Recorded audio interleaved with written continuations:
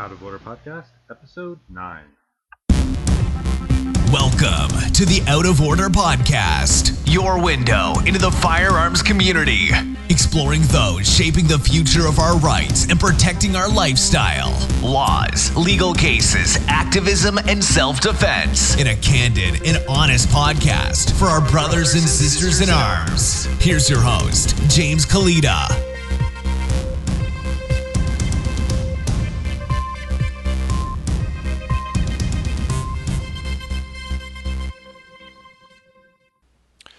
Thank you for listening to episode 9 of the Out of Order Gun Rights Podcast. Today's episode is with Rob Morse from the Slow Facts blog. We talk about the origins of his blog, voting with your feet, the importance of community, volunteering, faster training, and personal firearms training. You can find Rob at the Slow Facts blog, his podcast Self-Defense Gun Stories, Crash Daily, Ammoland, and he is a co-host of the Polite Society podcast. And now, here's Rob Morse. Rob Morse, welcome to the show. Great to be with you, James. Thank you. So you started the Slow Facts blog. Would you like to tell us a little about that? You know, I went back and looked. My first post was about going to Front Sight for firearm safety. And I wrote about it because it so moved me. Here were very honorable men and women standing right next to me with lethal firearms in their, at their sides, and I felt entirely safe. What a different experience than the gun culture that had been sold to me in the media. Yeah, I wrote about that. Oh, so was that? So I guess tell me a little about that. What was your feelings about firearms before your experience at Front Sight? Well, my experience, I did have experience with firearms. I tried to compete in small bore Olympic pistol, which if you want to hit a quarter over and over at 75 feet, that's the sport for you.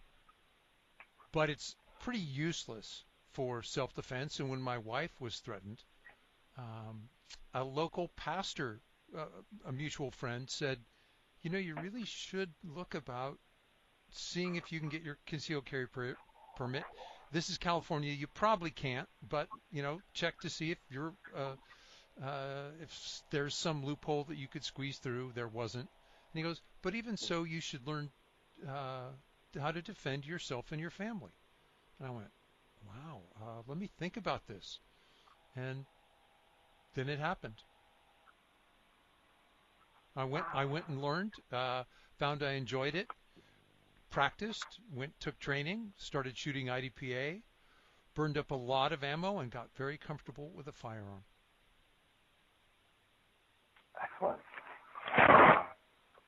So you and I both live in non-gun friendly states. What's the climate like in California? Well, I don't live there anymore. I left a little over 2.5 years ago. Oh, okay.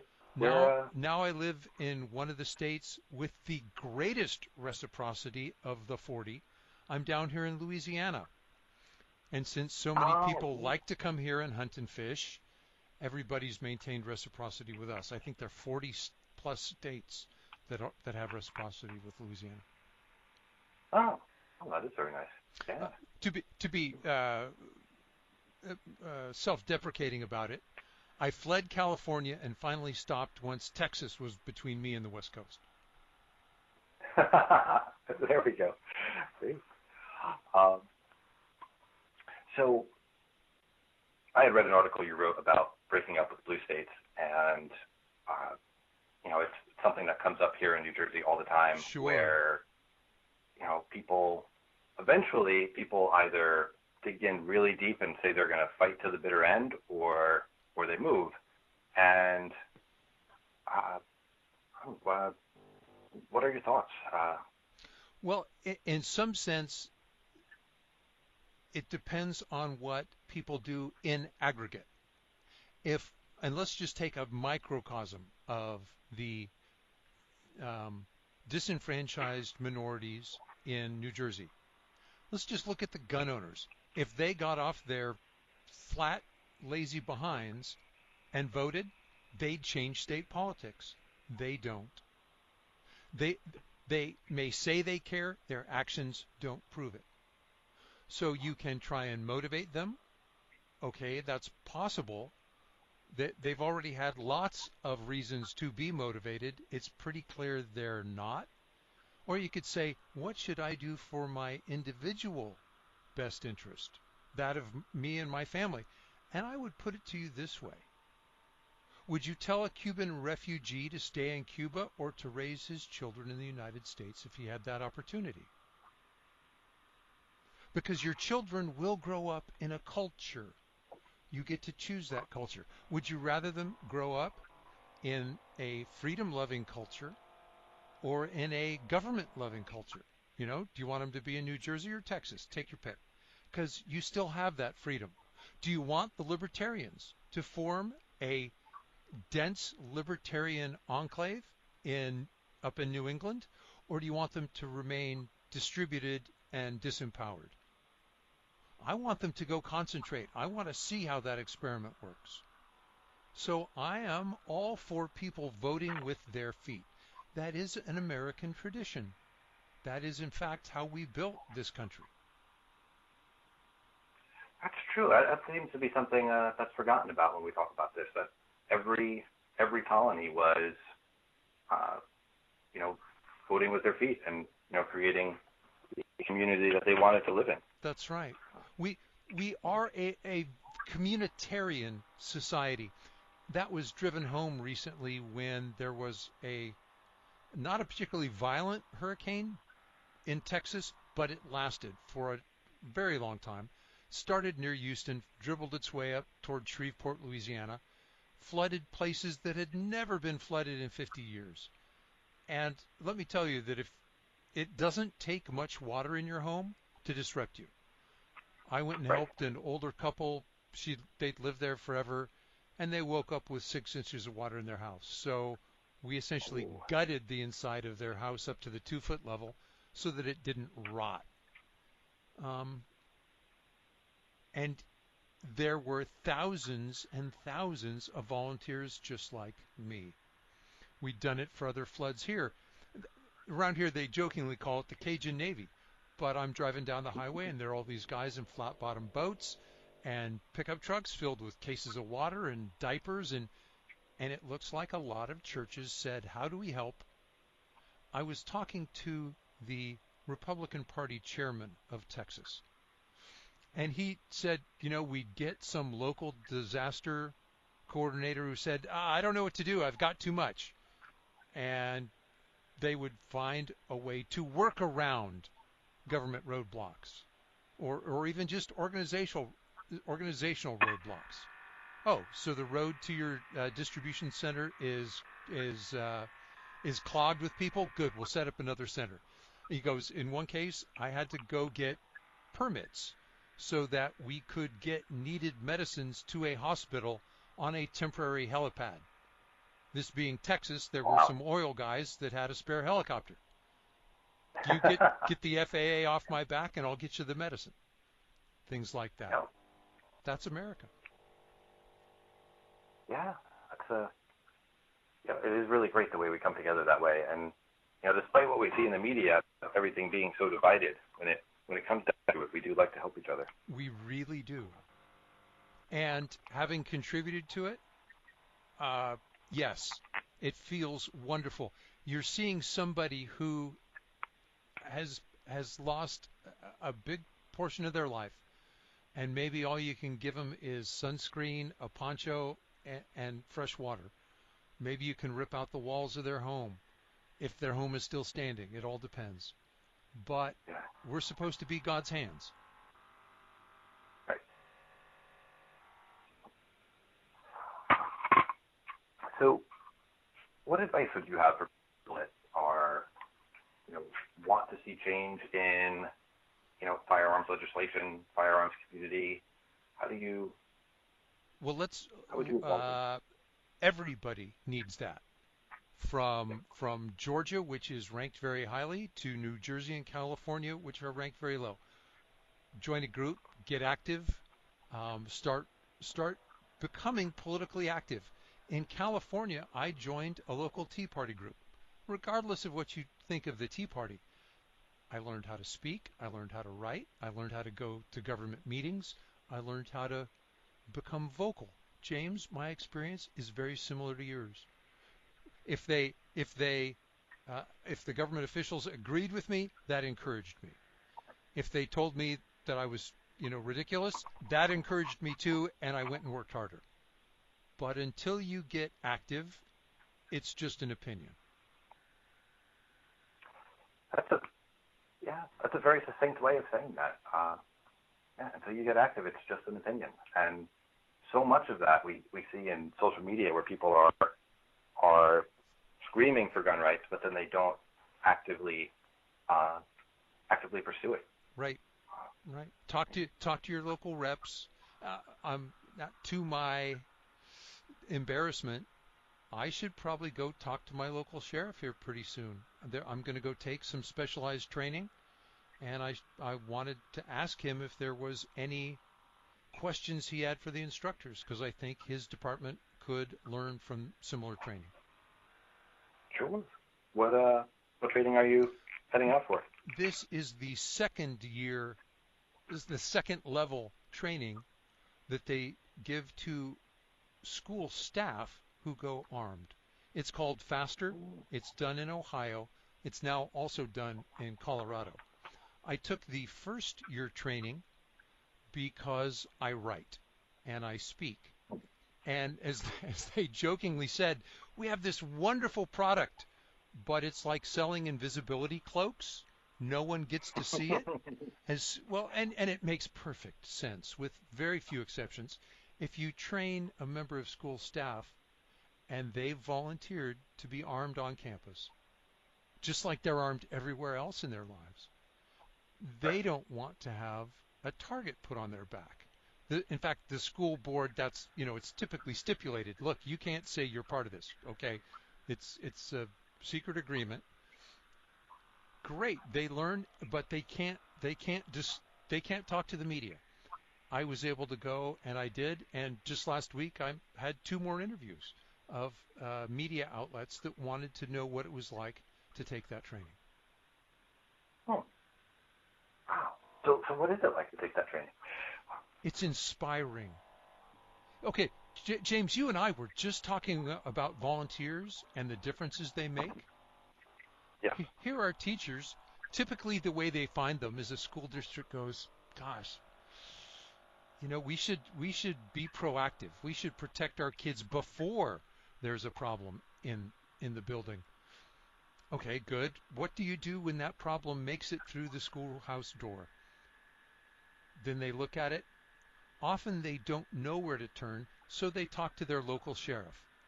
Their sheriff cannot reveal, typically, the concealed carriers that may already be school staff, but he can introduce one to another. The school board says, are there any of our staff that we might want to consider? And then the the sheriff can go to those staff, because he can tell who's a concealed carrier. If you guys are interested, you might want to get in touch with your school administration.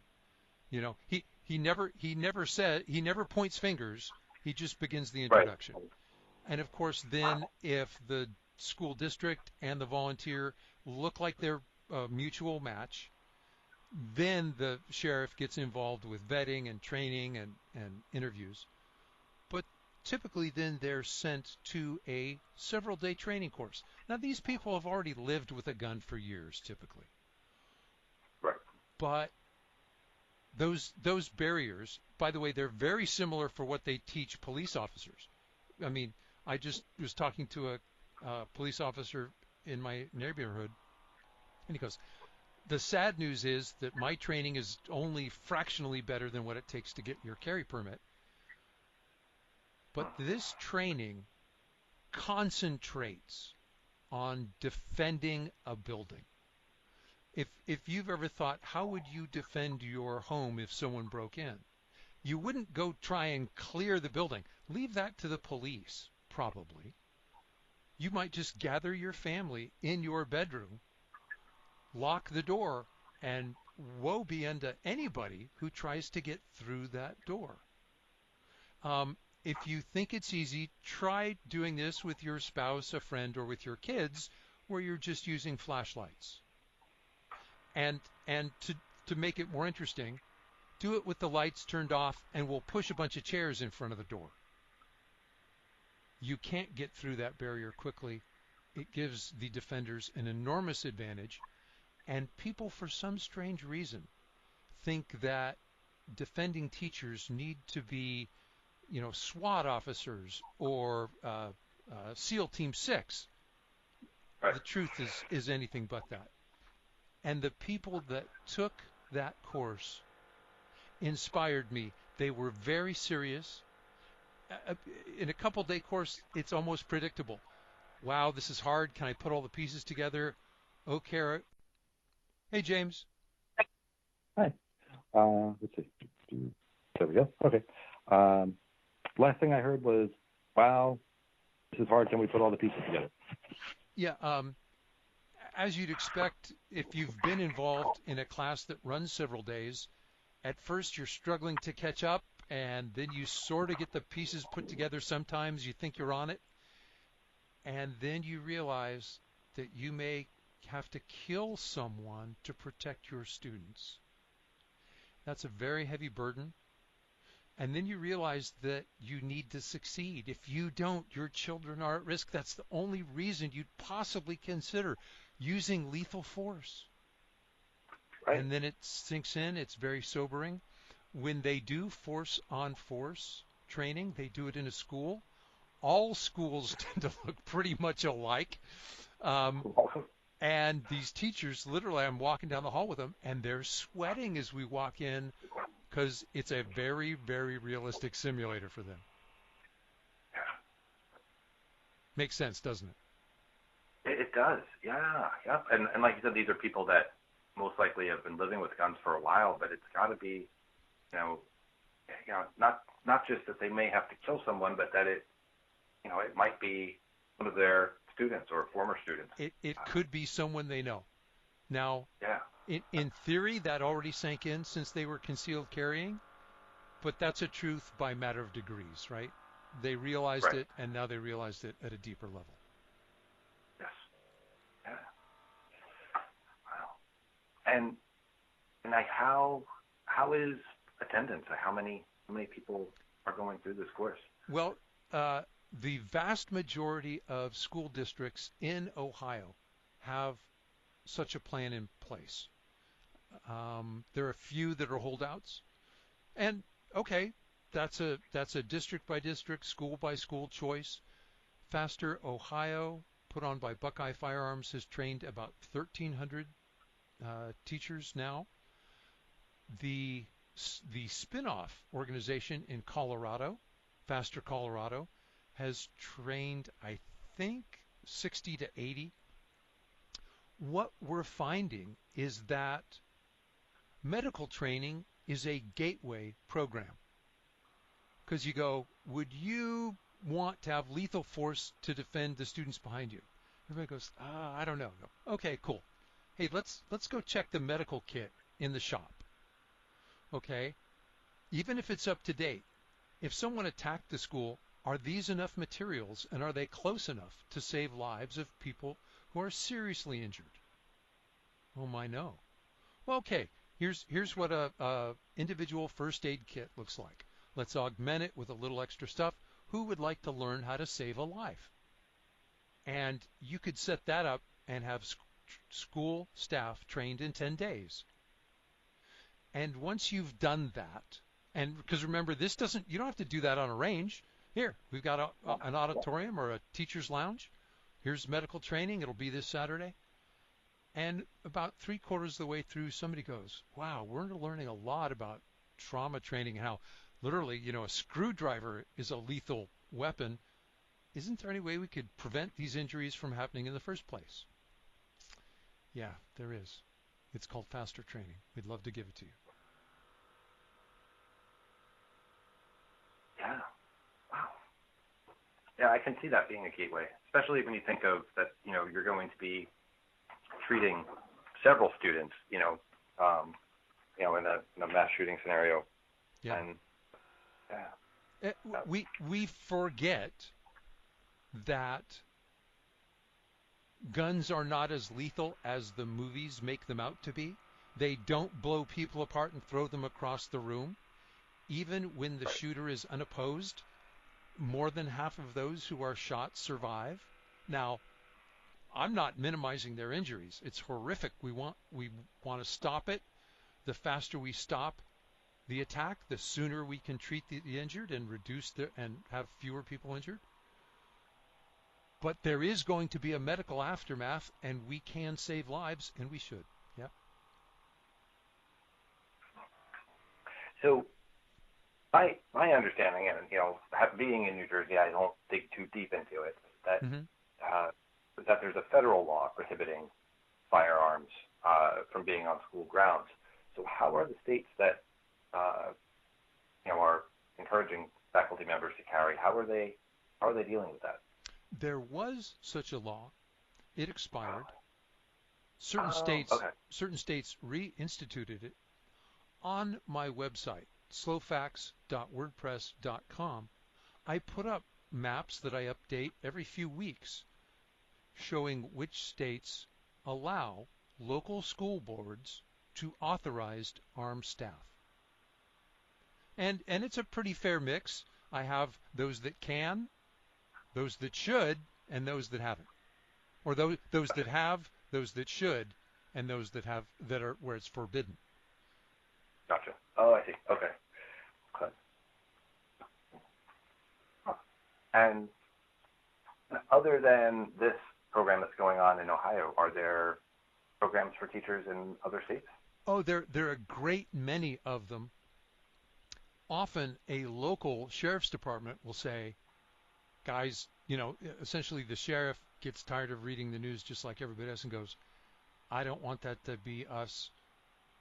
And he'll go to the either the board of supervisors to ask for funding or the school board, probably both. I'm not sure which one comes first, and goes, what are we going to do? What are we going to do to protect our students? Because I can't solve the problem. You guys are going to be on scene. If someone comes in with evil intent, it's going to be 2 to 3 minutes before you make the call to dispatch, before dispatch gets it to my law enforcement officer, before another 3 to 5 minutes until he's there, and we just racked up 25 shot kids. And that's before I can possibly get engaged. Now I have to go find out where they are on campus and engage them. Add more injured. The great news is law enforcement, when they are engaged, is pretty effective. Now, the bad news is if the attacker knows that there's one school resource officer, he waits till he's not there. Yeah. Yeah. So the hidden deterrent of concealed carriers, trained school staff, is phenomenal.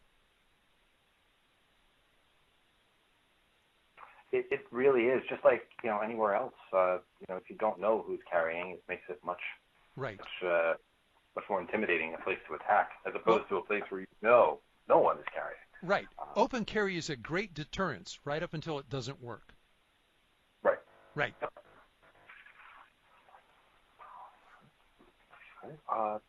So I've been asking all my guests if there were any books that they recommend gun owners read. Obviously, they should read your blog.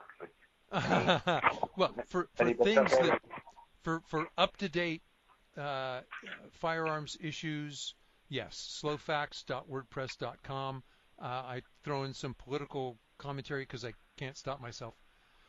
Also, yeah, great books. Anything by Massad Ayub. Anything. Well, read a book. This is fundamentally a physical skill like piano. So you have to go practice. Go take a class. Even in New Jersey, You can carry it home. Even in New Jersey, hopefully you can get a gun and go compete, because you will learn how to move with a firearm if you go compete. Nothing's stopping you. So, James, I'm reluctant to go down the list of books that I have, because I don't think this is fundamentally about reading. Okay. Although I Yeah. will say that the recent books on firearms instruction by Dustin Solomon have been just mind-boggling. Great books.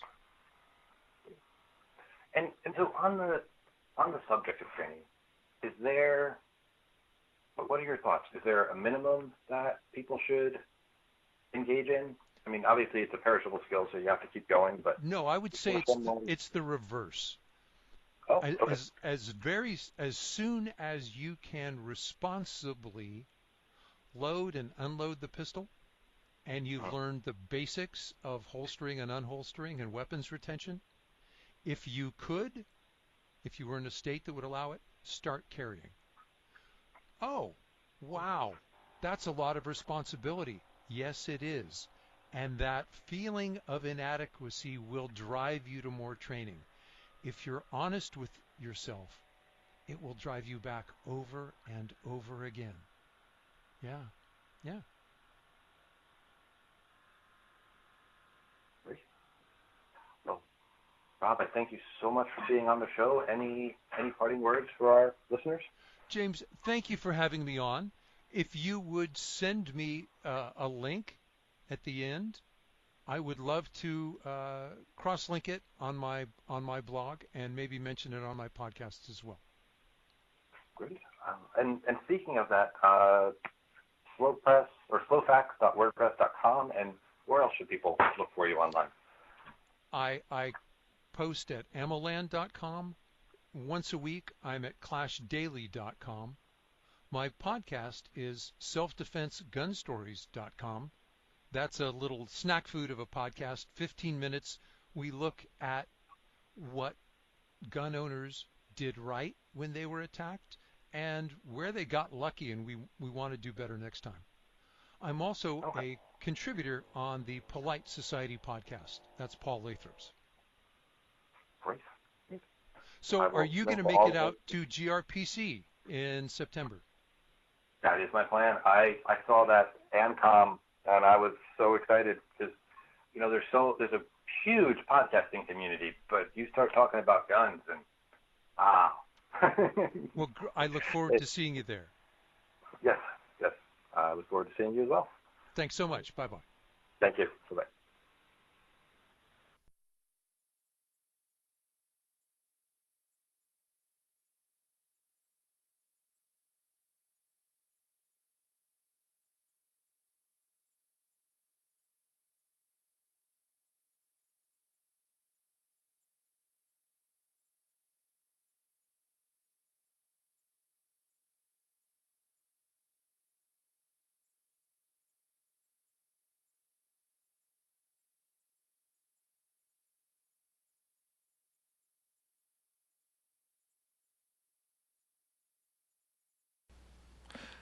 Thank you again for tuning in to the Out of Order Gun Rights Podcast.